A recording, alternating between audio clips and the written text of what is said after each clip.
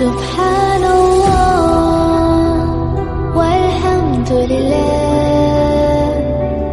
السلام علیکم ورحمۃ اللہ وبرکاتہ۔ میں آپ کے صرف 10 منٹ لوں گا، بریک کا ٹائم ہے، آپ لوگ میرے خیال ہے کافی تھک گئے ہیں۔ حضرت مفتی انعام صاحب ہمارے ساتھ اس سفر میں موجود ہوں گے، کوئی بھی مسئلہ ہو آپ ان سے پوچھتے رہیں، کوئی ایمرجنسی نہیں ہے۔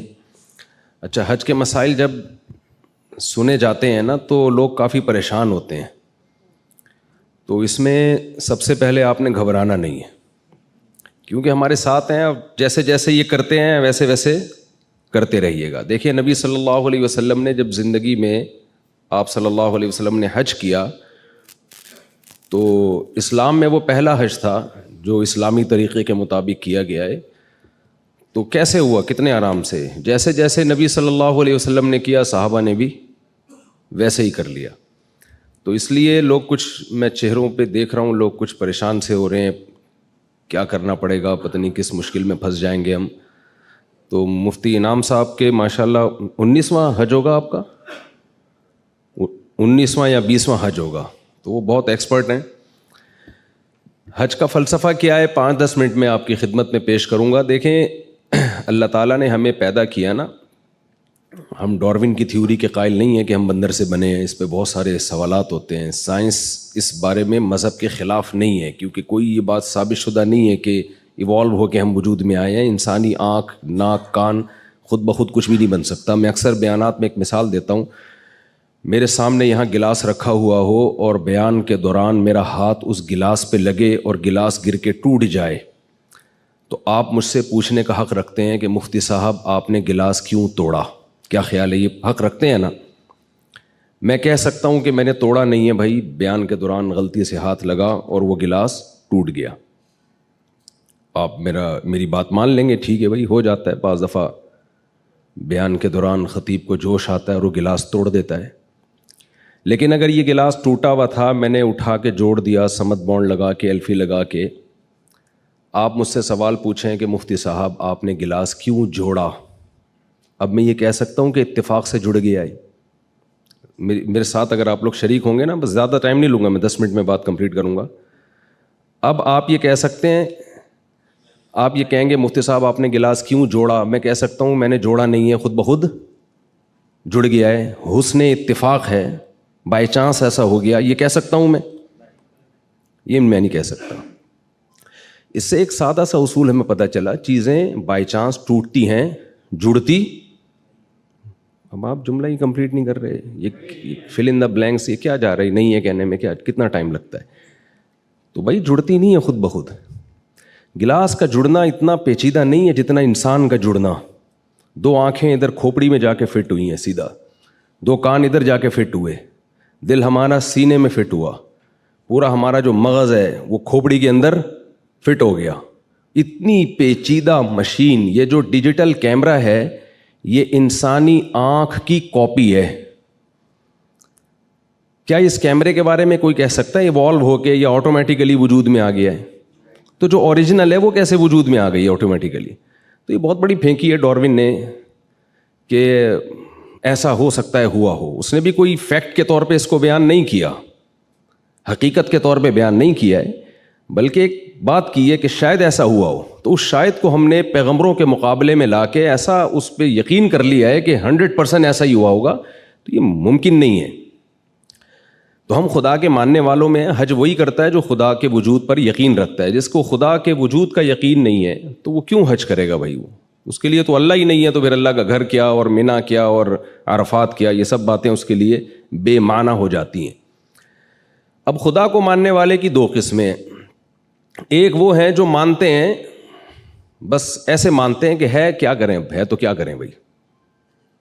بہت سے ایسے لامذہب لوگ ہیں جو کہتے ہیں ہم گاڈ پہ بلیو رکھتے ہیں، اس کائنات کو کسی نے بنایا۔ آپ آرٹیفیشل انٹیلیجنس سے پوچھیں تو اس کا بھی یہی جواب ہے کہ کوئی گاڈ ہے، کوئی ہے جس نے اس کائنات کو بنایا اور اس نظام کو چلایا ہے۔ لیکن اللہ ایسے ماننے والوں کو مانتا نہیں ہے۔ یہ ایسا ہی ہے جیسے آپ کہیں یہ میرے والد صاحب ہیں، یہ میری والدہ ہیں۔ والد صاحب آپ کو کوئی کام کہتے ہیں، آپ کرتے نہیں ہیں، آپ آئی ڈی کارڈ میں اپنے نام کے ساتھ والد صاحب کا نام ڈالنے کے لیے تیار نہیں ہے، لیکن آپ سے جب پوچھا جاتا ہے کہ آپ کے والد صاحب کون ہیں، آپ کہتے ہیں یہ جمشید صاحب میرے والد صاحب ہیں.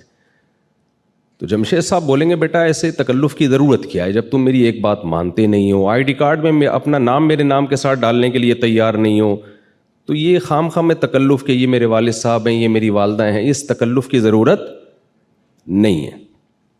تو خدا کے ماننے والے بھی دو قسم کے ہوتے ہیں. کچھ تو ایسے ہوتے ہیں جو جیسے انگریزوں میں آپ نے دیکھا ہوگا جب کوئی پرابلم ہو کہتے ہیں اوہ مائی گاڈ، کہتے ہیں نا، گاڈ کو تو وہ بھی مانتے ہیں. اب آگے گاڈ ان سے کیا مطالبہ کرتا ہے؟ گاڈ کہتے ہیں زنا حرام ہے، بدکاری حرام ہے. انگریز مانتا ہے اس کو؟ کہتے ہیں جاؤ، کہتے ہیں ہماری انڈیویجول لائف ہے، ہم انڈیپینڈنٹ ہیں، ہم جو چاہیں کریں. گاڈ کہتا ہے کہ شراب حرام ہے، گورا مانتا ہے اس کو؟ اگر نہیں کہیں گے نا سب لوگ تو مجھے ذرا خوشی ہوگی. جی بالکل. گاڈ کہتا ہے کہ لا تقل لہما اف، بوڑھے ماں باپ کے سامنے اف بھی مت کرو. گورا کہتا ہے اف تو دور کی بات، بڑھاپے میں اولڈ ہاؤس میں جمع کرا کے آ جاتا ہے وہ، کہ ٹینشن ہی ختم کرو بھائی. گاڈ اس بات پہ راضی ہوتا ہے؟ گاڈ تو کہتا ہے ووصینا الانسان بوالدیہ، ہم نے وصیت کی ہے کہ اللہ کے بعد سب سے بڑا حق کس کا ہے؟ ماں باپ کا. تو گورے کا بھی گاڈ سے ایک رشتہ ہے جو نہ ہونے کے برابر. نہ وہ شراب کو حرام کہتا ہے، نہ وہ بدکاری کو حرام کہتا ہے، نہ وہ فیملی سسٹم کو اس کی کوئی ویلیو ہے ان کی نظر میں. چچا خالو پھپھا کا لفظ ہی ان کی مارکیٹ سے شارٹ ہو گئے ہیں، پورے رشتے ہی مارکیٹ سے. ان کی مارکیٹ میں ہر چیز ملے گی آپ کو، رشتے نہیں ملیں گے. تو اللہ جو ہے اسلام کی صورت میں جو اللہ نے ہمیں دین دیا، دین برحق دیا، اس میں دو چیزوں کا نام ہے اسلام. کہ آپ کا ریلیشن، یعنی اسلام کو اگر آسان لفظوں میں ایکسپلین کیا جائے تو اسلام از دا نیم آف ریلیشن شپ. اسلام نام ہے ریلیشن کو قائم کرنے کا، کہ آپ انڈیویجول نہیں ہیں، انڈیپینڈنٹ نہیں ہیں. آپ کو پیدا کرنے میں کسی کا ارادہ ہے، پھر آپ جب پیدا ہوئے تو آپ کو پالنے میں آپ کے ماں باپ نے مدد کی ہے. خلق من الماء بشرا فجعلہ نسبا وصہرا. اللہ کہتے ہیں ہم نے ایک پانی سے بنایا اور دو خاندان دے دیے تمہیں، ایک ددیال اور ایک ننیال اور ایک سسرال. یہ اللہ نے سسرال کا تذکرہ کیا، اگرچہ مجھے ڈر لگ رہا ہے کہتے ہوئے، لیکن فجعلہ نسبا، ایک نسب والا خاندان اور ایک بلوغت کے بعد سسرال والا خاندان. تو یہ ریلیشن ہے خاندان کا، اور ایک ریلیشن ہے خالق اور مخلوق کا. تو اسلام دو چیزوں کا نام ہے کہ اپنا رشتہ اللہ سے بھی مضبوط کرو اور مخلوق سے بھی مضبوط کرو. مخلوق سے ریلیشن کیسے مضبوط ہوگا اس کی ڈیٹیل بیان کی ہے. ایسے گوروں کی طرح ہوائی باتیں نہیں کی ہے، ویمن رائٹس اور ہیومن رائٹس، خام خواہ کے فضول نعرے ہوائی جس کا کوئی نہ سر نہ پاؤں. آپ انگریزوں سے پوچھیں کہ ویمن رائٹس کیا ہیں تو وہ کہیں گے کہ ہر خاتون سے آپ اچھے طریقے سے بات کریں، کسی سے آپ دل آزاری نہ کریں. بھائی ہیومن رائٹس کیا ہیں؟ بھائی سب چوری نہ کریں اور کسی پہ ظلم نہ کریں. لیکن اگر آپ اسلام سے پوچھتے ہیں کہ خواتین کے حقوق کیا ہیں تو اسلام کہے گا کس خاتون کی بات کر رہے ہو؟ بھائی ماں کی بات کر رہے ہو تو اس کے الگ رائٹ ہیں، بیٹی کی بات کر رہے ہو تو اس کے الگ رائٹ ہیں، بہن کی بات کر رہے ہو تو اس کے الگ رائٹ ہیں. بیٹی کے رائٹ کیا ہیں؟ آپ اپنی وراثت سے اس کو محروم نہیں کر سکتے. انگریزوں میں یہ حق ہے، مغربی دنیا میں حق ہے کہ آپ بیٹی کو وراثت نہ دینا چاہیں تو آپ کا یہ رائٹ ہے. اسلام میں کیا ہے کہ بھئی آپ بیٹی کو وراثت سے محروم نہیں کر سکتے. تو رائٹ کس میں زیادہ ہوئے؟ اسلام میں زیادہ ہوئے نا. تو ایک ایک رائٹ کی ڈیٹیل بیان کی ہے، ماں کے حقوق، بیوی کے حقوق، بیٹی کے حقوق، بہن کے حقوق. اسی طرح اسلام میں خالق کے بھی کچھ حقوق ہیں. صرف اوہ مائی گاڈ کی حد تک آپ نے خدا کو یاد نہیں کرنا، اتنا کافی نہیں ہے. تو اللہ نے مخلوق کے خالق سے ریلیشن کے لیے ہمیں 5 ارکان دیے ہیں. سب سے پہلے تو کلمہ توحید ہے کہ اس کے ساتھ کسی کو آپ نے شریک نہیں کرنا. یہ باتیں چلتی ہیں. اصل تو آپ کے گائیڈ ہیں مفتی انعام صاحب، میں بھی ان سے سیکھتا ہوں الحمدللہ. اور مجھے پچھلے 2021 یا 22 میں نے حج کیا تھا تو مجھے بہت کچھ سیکھنے، ابھی بھی میں نے مسائل حضرت سے ہی سیکھ رہا ہوں. کیونکہ دیکھیں یہ حج ایسی چیز ہے جو کتابوں سے نہیں آتی. ملا علی قاری رحمۃ اللہ علیہ کا مشہور واقعہ ہے نا، انہوں نے حج پہ پوری کتاب لکھی، طواف کرنے گئے تو الٹا طواف شروع کر دیا انہوں نے. تو کسی نے کہا کہ ملا علی قاری کی کتاب پڑھ کے ہی آ جاتے ہیں. ان کو یہ نہیں پتا کہ یہ ملا علی قاری ہی ہیں جو کتاب لکھ کے بھی الٹا طواف شروع کر دیا انہوں نے.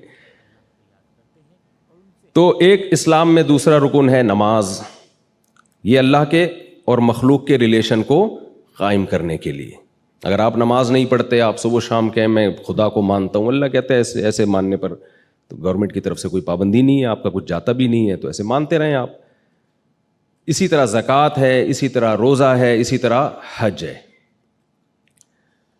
اب ہم جو عبادتیں دیکھتے ہیں, اللہ نے ہمیں جو عبادات دی ہیں وہ دو طرح کی عبادتیں ہیں. کچھ عبادتیں ایسی ہیں جن کی لاجک بہت آسانی سے سمجھ میں آ جاتی ہے. جیسے زکوٰۃ ہے, بہت آسانی سے سمجھ میں آتا ہے کہ زکوٰۃ کا مقصد کیا ہے, غریبوں کی مدد کرنا. یہ ہر مذہب میں ہے, ہر قوم میں ہے کہ آپ ضرورت مند لوگوں کی مدد کریں گے, لوگ تعریف کرتے ہیں. یہ ایک لاجک ہے, اس کی ایک سمجھ میں آتا ہے یہ کام. نماز سمجھ میں آتی ہے, آپ وضو کرتے ہیں, صاف ستھرے ہو کے مسجد جاتے ہیں, اللہ کے سامنے جھکتے ہیں, اس کی تعریفیں کرتے ہیں, سبحان ربی الاعلیٰ, سبحان ربی العظیم, ایاک نعبد و ایاک نستعین. لیکن اللہ تعالیٰ کچھ عبادات ہمیں ایسی دیتے ہیں جن کی سرسری غور جب آپ کرتے ہیں تو اس کی کوئی لاجک سمجھ میں آتی نہیں ہے کہ یہ کیوں ہے. تو اس کی ایک ہی لاجک ہے, وہ لاجک یہ ہے کہ میں یہ دیکھنا چاہتا ہوں تم میرے بندے ہو, میرے غلام اپنے آپ کو سمجھتے ہو یا نہیں سمجھتے. آپ نے فوج میں دیکھا ہوگا ٹریننگ کے دوران نا, بعض دفعہ کیا ہوتا ہے, فوجی آفیسر کیڈٹ کو بولتا ہے کہ جاؤ یہ کین یہاں سے اٹھا کے وہاں رکھ دو. وہ بیچارہ بھاگا بھاگا جا رہا ہوتا ہے, رکھ کے آتا ہے, کہتا ہے واپس اٹھا کے لے آؤ. کہتے ہیں سر آپ نے وہاں رکھوایا کیوں تھا جب واپس لے کر آنا تھا. تو وہ کیا سکھاتے ہیں, آرڈر از آرڈر. ان کو پتا ہے جنگ میں اگر ضرورت پڑی نا کہ یہاں سے وہاں جاؤ, اور یہ مناظرہ کرنے لگ گیا کہ سر کیوں جاؤں, تو جنگ میں شکست ہو جائے گی. تو آفیسر کی اطاعت سکھائی جاتی ہے, کچھ ایسے کام کروائے جاتے ہیں بھائی تمہاری سمجھ میں آئے نہ آئے تم نے کرنے ہیں. تو حج بھی اسی ٹریننگ کا نام ہے. اللہ کہتے ہیں کہ میں جو کہہ رہا ہوں تم نے کرتے رہنا ہے, بس یہ نہیں پوچھنا کہ کیوں. یہی اس کی ایک لاجک ہے. دیکھیں اسلام میں لباس, گورے اس بات کا اعتراف کرتے ہیں کہ سلا ہوا لباس پہننا یہ مسلمانوں نے یہ دنیا میں پھیلایا ہے یہ, لیکن حج میں ہم سے سلا ہوا لباس چھین لیا جاتا ہے. مجھے آپ بتائیں اسلام میل کچیل کو پسند کرتا ہے یا صفائی کو؟ کبھی آپ نے سنا کہ جو جتنا گندا میلا ہوگا جنت میں اعلیٰ مقام پر ہوگا, یا مسجد میں جتنا میل؟ نبی صلی اللہ علیہ وسلم نے تو جو پیاز کھا کے, کچا پیاز کھائے نا, اس کو کہا ہے کہ لا یقربن مصلانا, مسجد آنا تو دور کی بات, قریب بھی نہ پھٹکے. اتنی نفرت تھا. حالانکہ پیاز کی اسمیل کوئی بہت زیادہ نہیں ہوتی. پسینے میں آیا کرتے تھے صحابہ کرام جمعے کی نماز میں, آپ نے حکم دیا غسل کر کے آؤ, کراؤڈ ہوتا ہے تو سب نہا دھو کے آئیں گے. تو اسلام میں صفائی کی اہمیت ہے. لیکن حج میں نبی نے فرمایا جتنا میلا کچیلا پراگندہ بال والا ہوگا ایسا حاجی اللہ کو محبوب ہے. روٹین سے ہٹ کے کچھ کام کروائے جا رہے ہیں ہم سے. عام طور پر سر ڈھانکا جاتا ہے, لیکن حج میں آپ کو سر ڈھانپنے کی اجازت نہیں ہے. نبی صلی اللہ علیہ وسلم نے ساری زندگی بال رکھے ہیں, کہیں بھی آپ سے سر منڈوانا ثابت نہیں ہے, لیکن حج کے موقع پہ سر منڈوایا جاتا ہے. اب آپ حیران ہوتے ہیں کہ ہم گئے, اتنی ہم نے اسٹرگل کی, منا گئے اور رمی کی, اور اتنے تھک ہار کے ہمیں انعام کیا دیا جا رہا ہے, سر منڈا کے واپس آؤ. کبھی آپ نے کوئی ایسا مہمان دیکھا, میزبان دیکھا جو اکرام کے طور پر آپ نے اس کے لیے اتنی محنت کی, اسٹرگل کی, اور وہ آخر میں کہے کہ بھائی آپ نے کیا کرنا ہے, سر منڈانا ہے. تو یہ اللاجیکل کام ہے. نمازیں ہمیشہ وقت پہ پڑھی ہیں, حج میں نمازوں کے ٹائم کو چینج کیا گیا کہ مغرب کو آپ نے عشاء کے ساتھ پڑھنا ہے. پھر صفا مروہ کی سعی آپ دیکھیں, نہ اس میں رکوع ہے نہ سجدہ ہے. اس پہاڑ پہ چڑھنا ہے اترنا ہے, اس پہاڑ پہ چڑھنا ہے اترنا ہے, اور بیچ میں دوڑنا ہے. کوئی لاجک بنتی ہے اس کی؟ بس اللہ کہہ رہے ہیں بھائی لاجک, جس کو لاجک چاہیے, جس کو وہ گھر پہ ہی رہے. پھر وہ عجب گھڑی تھی کہ جس گھڑی لیا درس نسخہ عشق کا, کہ کتاب عقل کی طاق میں جو دھری تھی سو وہ دھری رہی. ایک شاعر کہتا ہے جب مجھے عشق ہوا تو عقل کی کتاب میں نے جس الماری میں رکھی تھی نا وہ وہیں کی وہیں رہ گئی. تو حج اصل میں دیوانگی کا ایک نام ہے. اللہ تعالیٰ کہتے ہیں اپنی پرسنالٹی کو اور اپنی عقل کو, جس کو میں پیار سے کھوپڑی کہتا ہوں, اس کو تھوڑی دیر کے لیے گھر میں رکھ کر آؤ اور جیسے جیسے آرڈر دیا جا رہا ہے ویسے ویسے کرتے رہو. تو آپ حاجیوں کو دیکھیں, ایک عجیب دیوانگی ہوتی ہے. یہاں سے منی جا رہے ہیں, منی سے پھر عرفات جا رہے ہیں, عرفات سے پھر یہاں آ رہے ہیں. بھائی جب واپس آنا تھا تو ادھر ہی ٹھہر جاتے, نہیں اب رات کو مزدلفہ گزارنا ہے آپ نے, پھر رمی. یہ جو ابھی مفتی صاحب فرما رہے تھے چھوٹا شیطان, درمیانہ شیطان, بڑا شیطان, تو نئے آنے والے لوگ سمجھتے ہیں کہ وہاں سچی مچی کا شیطان موجود ہے. سچی مچی کے شیطان تو یہاں جتنے پاکستان میں اتنے سعودی عرب میں نہیں ہیں, تو وہاں جانے کی ہمیں ضرورت ہی نہیں ہے. شیطان نہیں ہے وہاں پہ, ایک علامت ہے کہ یہاں شیطان نے حضرت ابراہیم کو ورغلانے کی کوشش کی تھی. وہ ایک نشانی ہے, ایک عمارت قائم کی ہے. وہ عمارت بھی سعودی گورنمنٹ نے بنائی ہے تاکہ لوگوں کو پتہ چلے بھئی یہاں کنکری مارنی ہے. نہ وہاں شیطان ہے, نہ وہاں کسی کو کنکری لگ رہی ہے. ٹھیک ہے, شیطان اس سے ناراض تو ہوتا ہے کہ ابراہیم علیہ السلام کی سنت کو زندہ کیا جا رہا ہے, لیکن آپ نے وہاں 7 کنکریاں مارنی ہیں.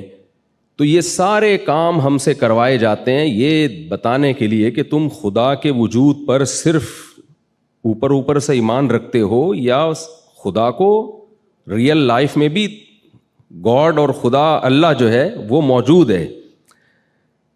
تبھی نبی صلی اللہ علیہ وسلم نے فرمایا کہ حج مبرور جو ہے اس سے انسان کے ایسے گناہ معاف ہوتے ہیں جیسے آج پیدا ہوا ہو وہ.